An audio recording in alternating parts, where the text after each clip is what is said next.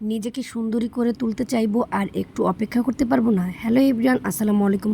অনেক দিন পরে মনের মধ্যে ইচ্ছে জাগলো নিজেও একটু সুন্দর হই এবং আপনাদের সবাইকে চমকে দিই। এর জন্য চলে আসছি একটা বিউটি স্কিন কেয়ারের। সো এখানে এসে অনেকটা টাইম ওয়েট করার পরে স্কিনটাকে ক্লিন করার জন্য চলে আসছি ওয়াশরুমের মধ্যে। ভিডিও করার জন্য আজকাল ওয়াশরুমের মধ্যেও আসতে হয়, কি আর করার বলেন।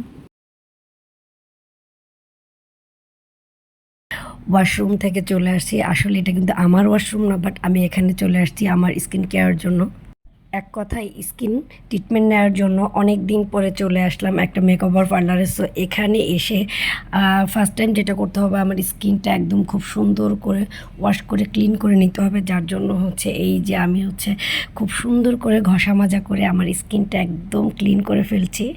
আসলেই কিন্তু আমি আগে বুঝিনি যে ভিডিও করতে গেলে এত এত পরিশ্রম করতে হয়, এত কষ্ট করতে হয়। সো যেখানে সেখানে ভিডিওর জন্য রেডি থাকতে হয়।